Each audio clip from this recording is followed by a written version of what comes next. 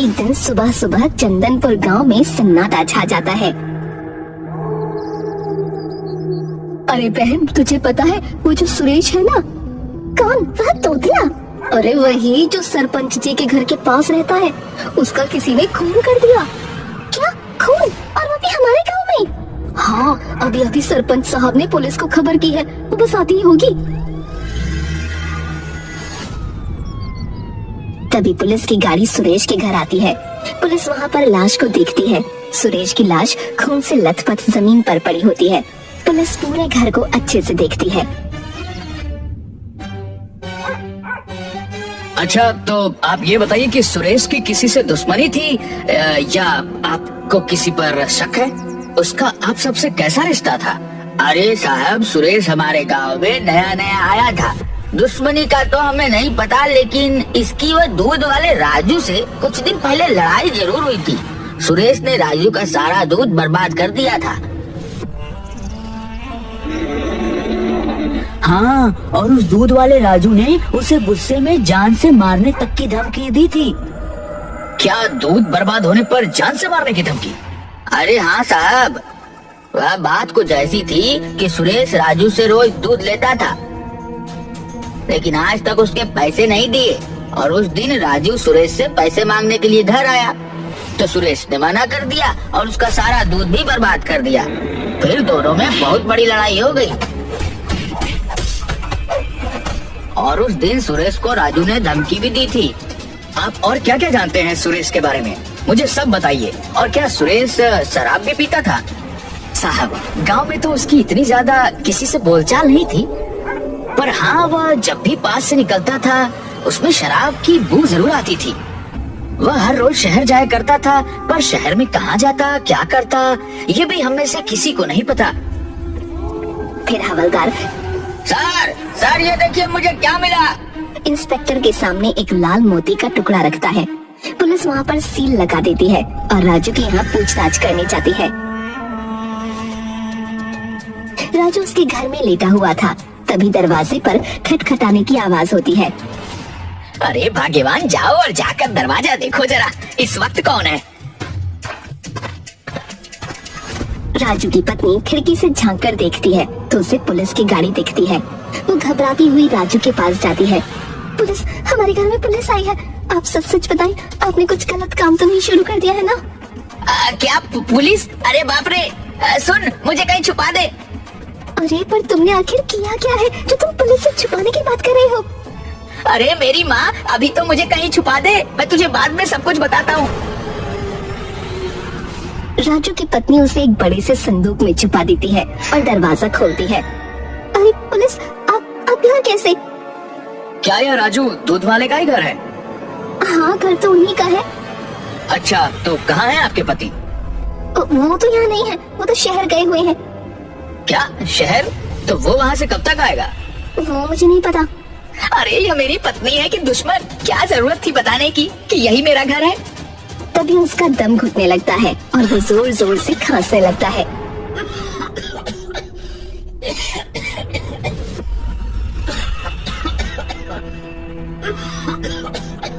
कौन है? कौन है अंदर? बोल, क्या किया है तूने?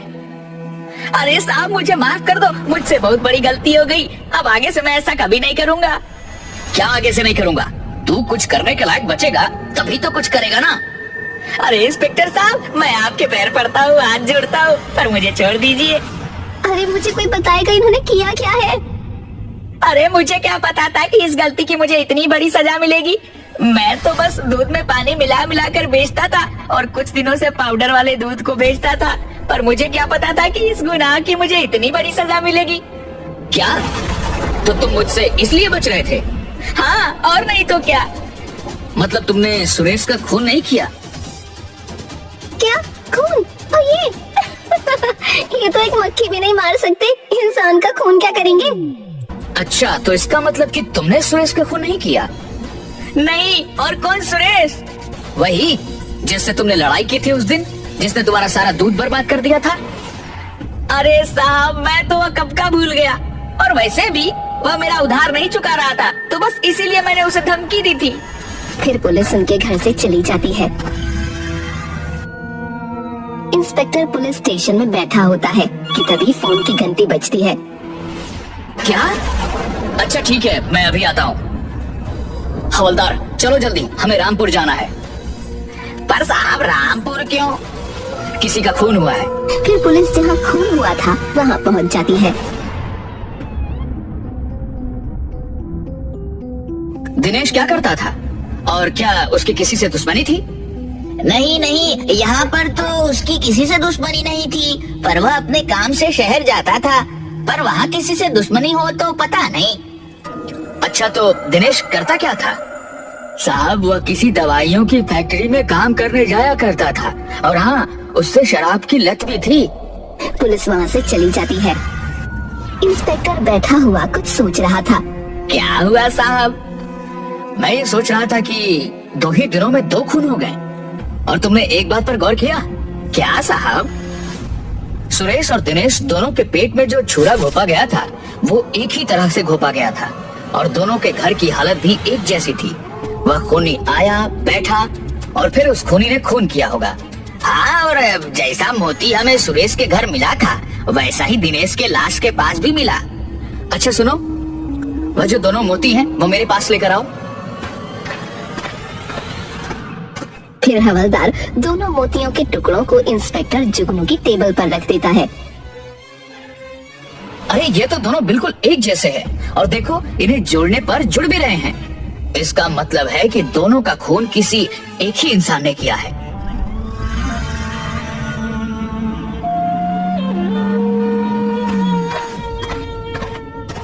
क्या आप इसे जानते हैं? हाँ हाँ साहब, ये तो मेरी फैक्ट्री में काम करता है। शायद आपको पता नहीं है पर इसे किसी ने मार दिया है। क्या? जी हाँ, बस इसी की पूछताछ करने के लिए हम यहाँ पर आए हैं। क्या दिनेश की यहाँ पर किसी से दुश्मनी थी? नहीं नहीं साहब, यहाँ तो उसकी किसी से कोई दुश्मनी नहीं थी। दरअसल दिनेश, सुरेश और रमेश तीनों बहुत अच्छे दोस्त थे, पर सुरेश और दिनेश पिछले कुछ दिनों से काम पर नहीं आ रहे थे।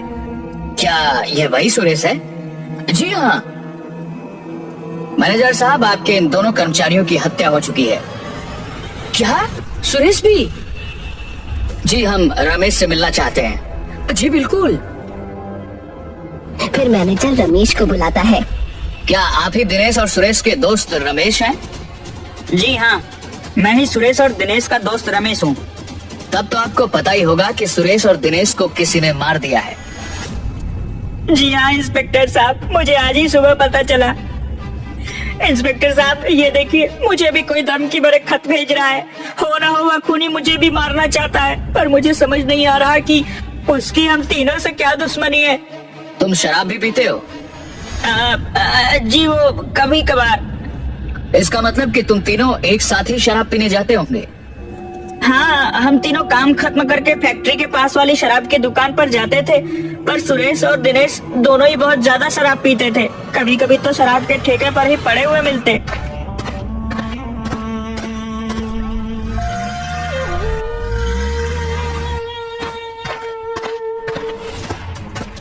इंस्पेक्टर और हवलदार दोनों ही शराब के ठेके पर पहुंच जाते हैं, जहां सुरेश, दिनेश और रमेश तीनों अक्सर जाया करते थे। कुछ और पूछताछ करके वो दोनों वहां से निकलने लगते हैं। तभी उन्हें शराब के ठेके के बाहर एक औरत मूंगफली बेचती हुई दिखती है। सर वह देखिए, उस औरत के गले में वैसा ही मोतियों की हार है जैसे मोती हमें सुरेश और दिनेश की लाश के पास दिखे थे। फिर वो दोनों उस औरत के पास जाते हैं। एक मामूली मूंगफली का ठेला लगाने वाले के पास इतना महंगा हीरो का हार क्या कर रहा है? साहब, ये मेरी माँ की आखिरी निशानी है, इसलिए मैं इसे हमेशा पहन के रखती हूँ। क्या आप इन दोनों को जानती हैं? हाँ साहब, ये दोनों और इनका एक दोस्त तीनों यहाँ आकर अक्सर शराब के ठेके पे आते थे और मेरी ठेले से मूंगफली भी लेके खाते थे। अच्छा, तो आप इन दोनों के बारे में हमें कुछ बता सकती हैं? साहब, ये दोनों और इनका एक और दोस्त तीनों मुझे बहुत परेशान करते थे। अच्छा, तो इसलिए आपसे इन दोनों को जान से मार दिया और अब रमेश को भी धमकी भरे खत भेज रही हैं। अरे नहीं नहीं साहब, मैं उन दोनों का खून क्यों करूंगी भला? और आप खत भेजने की बात करें, मुझे तो लिखना पढ़ना भी नहीं आता। अगर मैं खत लिख सकती तो भला यहाँ पे मूंगफली क्यों बेचती? अगर तुमने खून नहीं किया तो तुम्हारी कान की बाली का मोती सुरेश और दिनेश की लाश के पास क्या कर रहे थे? बताओ, कहाँ है तुम्हारी कान की एक बाली? साहब वो उस दिन जब मैं मूंगफली बेच रही थी, उस दिन ये तीनों रोज की तरह मूंगफली लेने मेरे ठेले पे आए और मेरे साथ जोर जबरदस्ती करने लगे और मैं जैसे तैसे अपनी जान बचा के वहाँ से भाग निकली और शायद उसकी जोर जबरदस्ती में मेरी कान की बाली गिर गई होगी।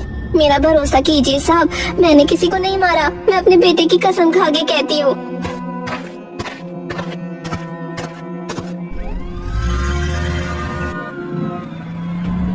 इंस्पेक्टर फिर से उन दोनों के घर जाता है और घर की अच्छे से जांच परख करता है।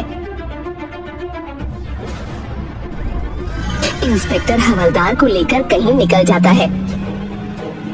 इंस्पेक्टर और हवलदार दोनों रमेश के घर का दरवाजा खटखटाते हैं, पर उन्हें वहाँ रमेश नहीं मिलता।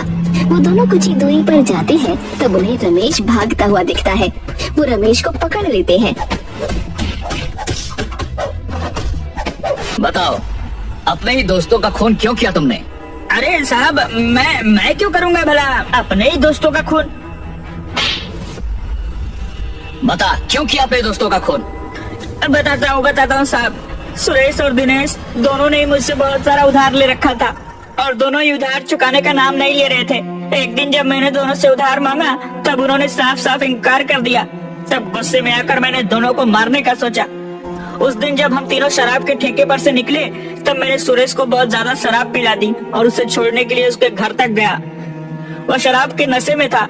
मैं कुछ देर वहाँ पर बैठा और फिर मौका पाते ही मैंने उसे मार डाला और रात के अंधेरे में मैं चुपचाप वहाँ से निकल गया। और ऐसा ही मैंने दिनेश के साथ भी किया। पर वह मोती, वह वहाँ पर क्यों रखा तुमने? वो मैंने आपका ध्यान भटकाने के लिए वहाँ पर जानबूझकर छोड़ दिया।